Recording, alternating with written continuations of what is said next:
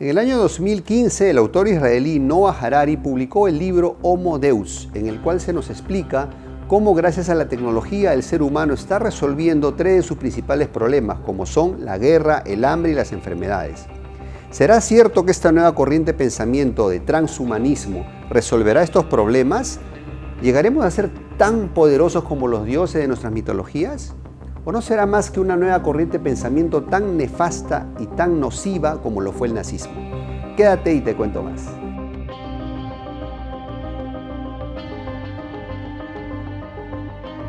Bien, a todo esto, ¿qué es el transhumanismo? Básicamente es una corriente de pensamiento que propone que el ser humano puede y debe romper los límites naturales de su condición humana. Quiere decir que mediante el uso de la tecnología, el ser humano pueda volverse más inteligente, más fuerte, con más agudeza en sus sentidos. Es decir, mejorar su procesamiento de datos, su inteligencia, su memoria, su fuerza, su resistencia, etc. ¿Okay? Aquí estamos cayendo ya en el uso de tecnologías como la bioingeniería, la nanotecnología, la robótica, la inteligencia artificial, el Internet de las cosas, 5G, etcétera, que le van a permitir al ser humano tener una interfaz con una serie de dispositivos a través de chips implantados, de tal manera que el ser humano pueda tener una mayor productividad, una mayor, rendimiento físico y mental.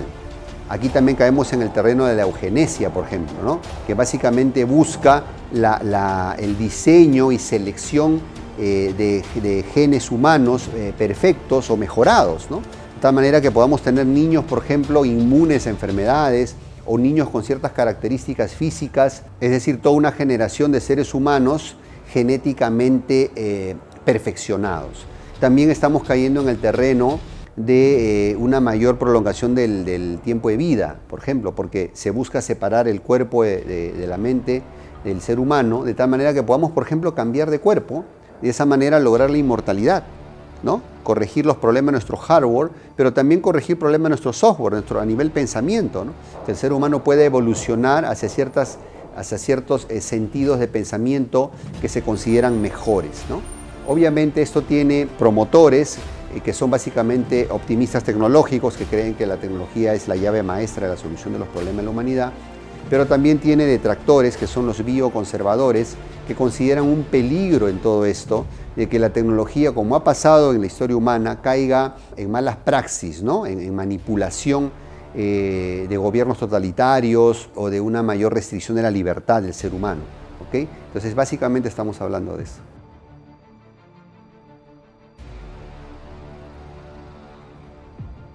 Entonces, ¿será cierto, como dice Harari, que las guerras, el hambre y las enfermedades están acabando por el mejor uso de la tecnología? Él propone que más gente cada vez más muere por suicidios que por guerra. O más gente cada vez muere más por obesidad que por hambre. O cada vez más gente muere de vieja, ¿no? Por longeva, que por enfermedades incurables. Sin embargo, en la realidad vemos que esto no es así, ¿no? Hoy en día vemos una Guerra Fría 2.0 entre el bloque euroasiático Rusia-China contra el bloque occidental Estados Unidos y aliados, ¿no? Que ha tenido, es multidimensional, ¿no? Que ha tenido variantes pues, financieras, económicas, tecnológicas, militares, con guerras de aproximación y hasta guerra bacteriológica. La pandemia que hoy en día nos toca vivir es evidencia de eso, no es parte de una guerra bacteriológica en el cual están buscando arruinar económicamente al enemigo, ¿no? Entre ellos, y en el cual todo el mundo pues estamos pagando los platos rotos de esta guerra entre ellos, ¿no? Entonces, luego el hambre en el mundo ha aumentado con esta pandemia, evidentemente la pobreza ha aumentado, el hambre ha aumentado, y no es cierto que más gente está muriendo por obesidad que por hambre, tal vez en ciertos países, pero así como el hambre es una pandemia mucho mayor que la obesidad. Y en cuanto a la longevidad y a las enfermedades incurables, pues obviamente esta pandemia desnudó las carencias de infraestructura de salud que vive la humanidad. No es cierto que cada vez que la gente muere más de vieja, ¿no? Si bien es cierto la expectativa de vida ha mejorado en los países desarrollados, pero en los países subdesarrollados, que son la inmensa mayoría, ha empeorado, ¿no? Por unas cuestiones de malnutrición, etc. Entonces, realmente vemos que esta hipótesis del libro pues, no se cumple en la realidad.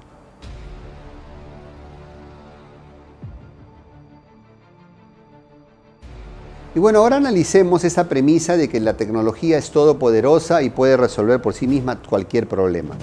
Evidentemente la tecnología tiene un gran potencial para solucionar problemas, ¿no? Bien utilizada puede resolver, por ejemplo, problemas de cáncer, puede resolver problemas como, por ejemplo, el Alzheimer, puede resolver problemas, por ejemplo, como la inamovilidad corporal de una persona, ¿no? A través del uso de exoesqueletos, etc.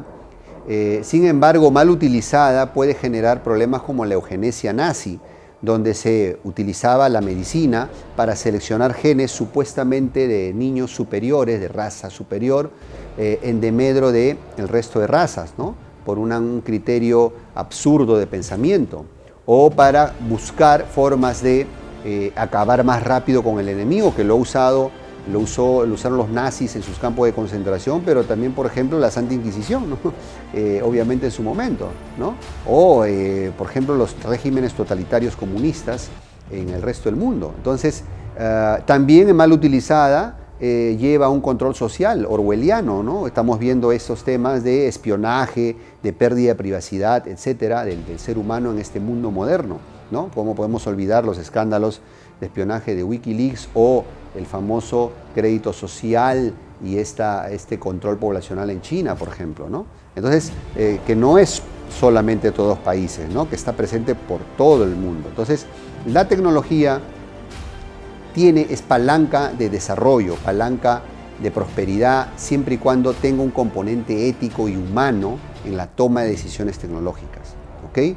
Si es aplicada solo para una carrera armamentista, es negativa. Si es aplicada para mejorar método de producción de alimentos, de salud, fantástico, ¿no?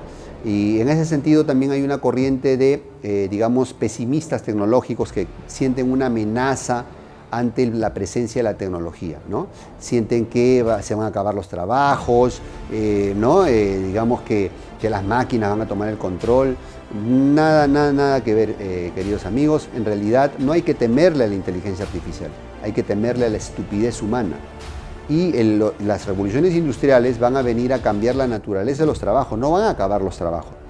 Lo que va a pasar es que vamos a tener que aprender cosas nuevas, habilidades nuevas, de un mundo cada vez más sofisticado tecnológicamente hablando. Entonces nos toca hacer una reconversión laboral en ese sentido, pero pues no es el apocalipsis humano que todo el mundo imagina en esta cuarta revolución industrial o en las que vengan, ¿no? Básicamente.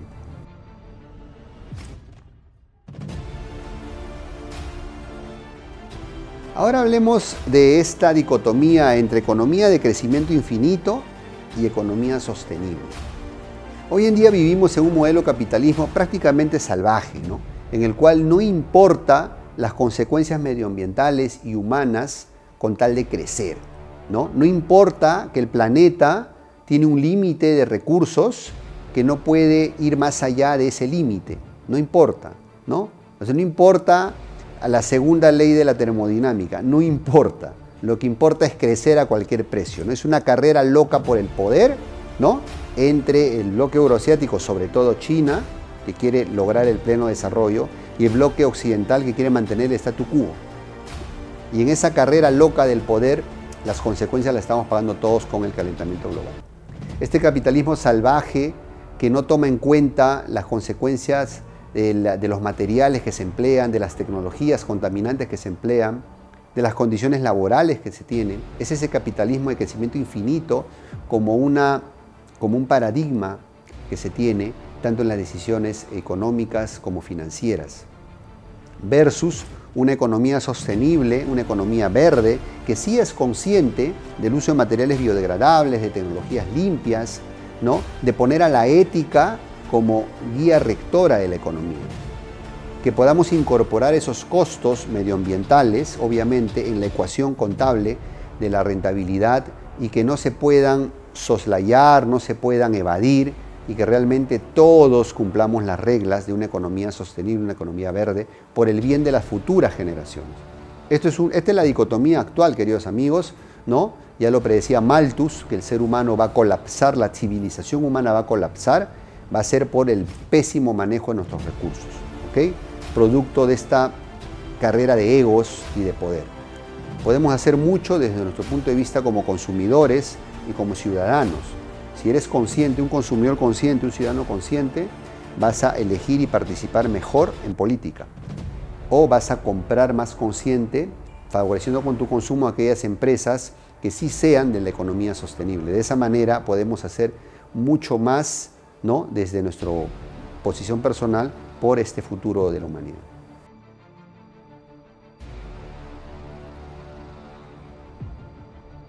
Bueno, ahora hablemos de la industria 4.0, la cuarta revolución industrial, a la que muchos ven con temor. Básicamente es un nuevo conjunto de tecnologías convergentes que han venido a transformar la forma de producir y la forma de consumir en nuestra economía actual, ¿no? Estamos hablando de tecnologías como la inteligencia artificial, robótica de segunda generación, biotecnología, nanotecnología, realidad aumentada, impresión 3D, etcétera, etcétera.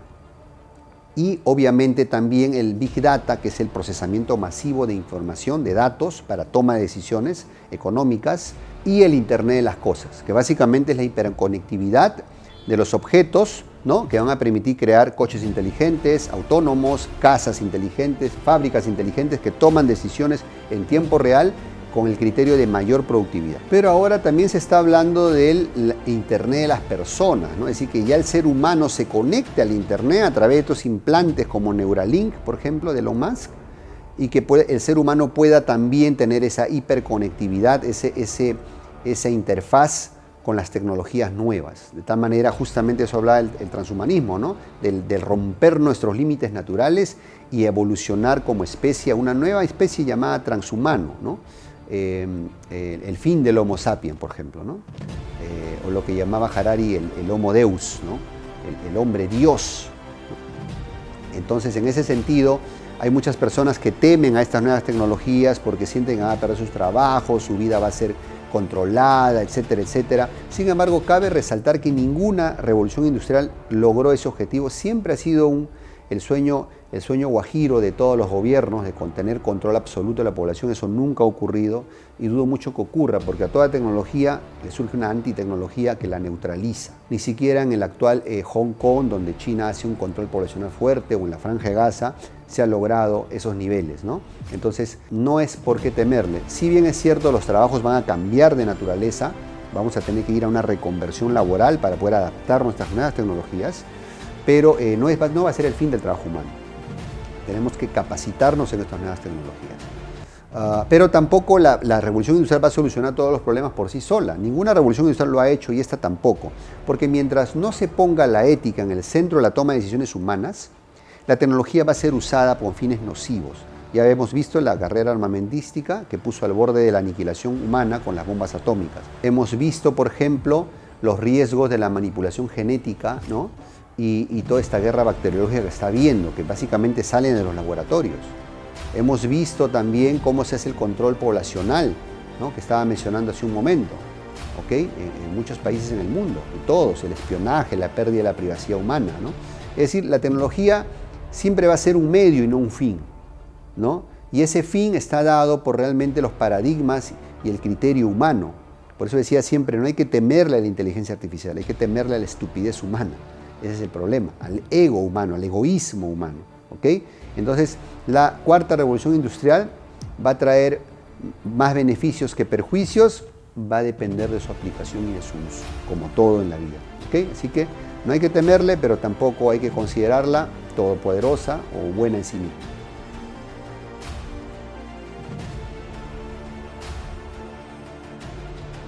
Y ahora quiero que analicemos el siguiente punto que me parece muy polémico.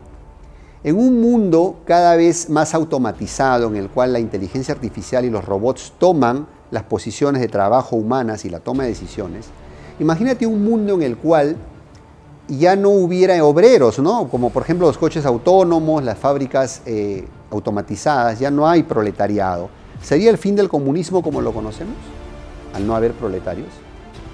Un mundo en el cual la gente ya no tiene trabajo y por lo tanto no tienes ingresos independientes y no puedes tomar decisiones de consumo y por lo tanto el mercado podría desaparecer. El mercado que genera ese consumo y crecimiento infinito podría desaparecer. ¿Sería el fin del capitalismo como lo conocemos?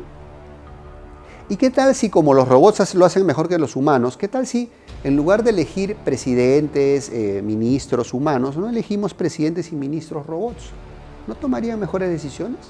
¿Podría ser el fin de la clase política, por ejemplo? Así como pues, los empresarios y los políticos nos reemplazan por robots, ¿por qué no los reemplazamos por robots? ¿Por qué no elegimos robots para gobernar? Un robot no es corruptible, un robot pues, no se enoja, ¿no? Un robot es un robot y dependiendo de lo que le programemos, podría tomar mejores decisiones que los humanos, ¿no? ¿Qué tal si los robots, le damos una chance a los robots para que nos gobiernen? Sería una cuestión interesante de debatir y me gustaría escuchar tus comentarios ahí abajo en la caja. Va a ser materia de otro video que vamos a hacer, donde vamos a analizar el futuro del capitalismo y comunismo en la era transhumana, ¿ok? Vamos a realizar eso más adelante, pero quédate con esa reflexión y a ver qué opinas al respecto.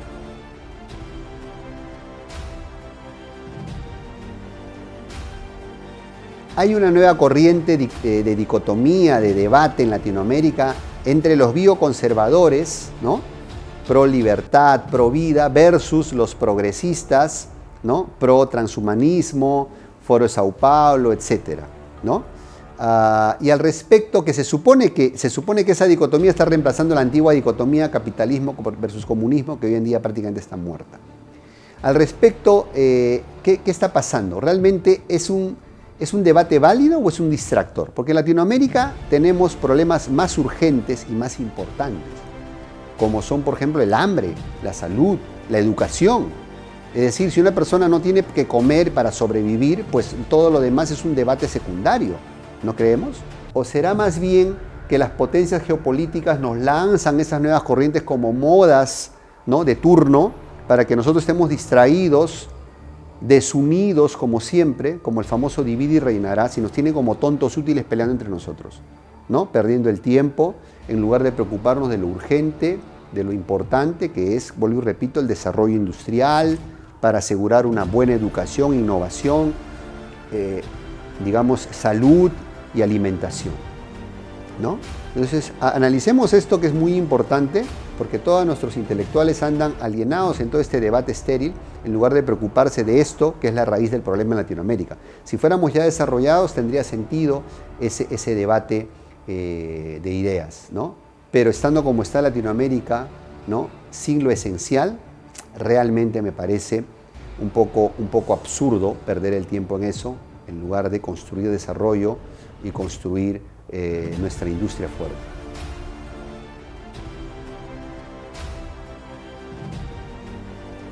Y bueno, ante toda esta dicotomía, bueno, ya que hemos mencionado lo anterior, entre transhumanismo y bioconservadurismo, ¿qué debería hacer Latinoamérica? Bueno, querido amigo, en ese sentido vamos a aclarar las cosas. La tecnología en sí misma no es buena ni mala, depende del uso que le demos, ¿ok?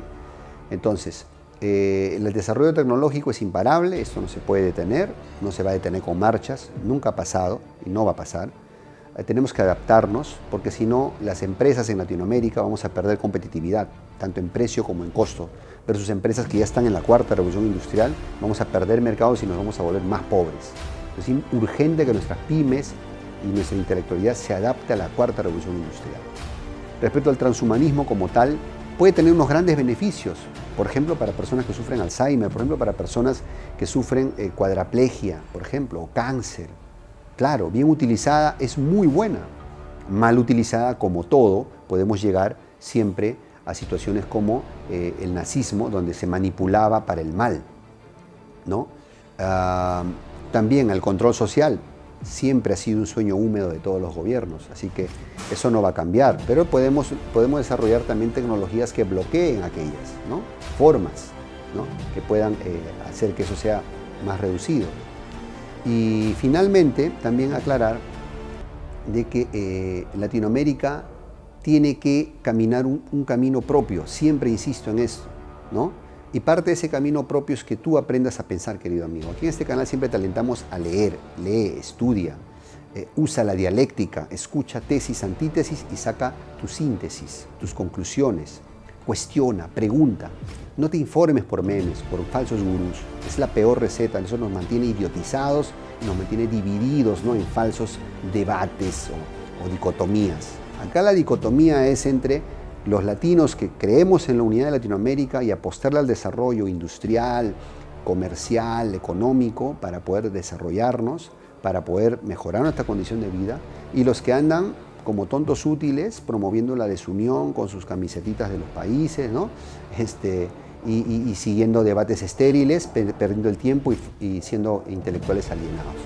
Básicamente esa es la dicotomía real, ¿ok? Así que bueno, nada, vamos con las conclusiones.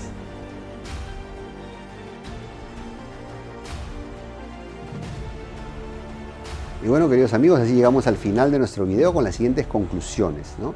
La tecnología no es todopoderosa, el transhumanismo ha llegado para quedarse, es parte del desarrollo tecnológico, no es ni bueno ni malo en sí mismo, depende del uso que le demos, ¿ok? Entonces, por eso es muy importante entender la importancia de la ética y ponerla en el centro de la toma de decisiones. La ética genera confianza, la ética genera sostenibilidad, porque básicamente se trata de analizar las consecuencias de nuestras decisiones en el prójimo, en las otras personas o en los otros animales. ¿Okay? Muy importante. Cuando hagamos eso, vamos a tener una economía sostenible, vamos a tener una tecnología al servicio del ser humano y no al revés. No vamos a caer en regímenes totalitarios o extremismos tan negativos y tan nefastos. Y en cuanto a las personas, siempre te invito, capacítate, lee y cuestiona. De esa manera vas a encontrar tu verdad y poder ser un consumidor y un ciudadano más consciente. Y siendo consciente vas a tomar mejores decisiones, ¿ok? Entonces, no le temamos a la inteligencia artificial, temámosle a la estupidez humana que habita en nosotros, ¿ok? Y hay que combatirla y superarla. Te veo en el siguiente video, te mando un gran abrazo. Gracias.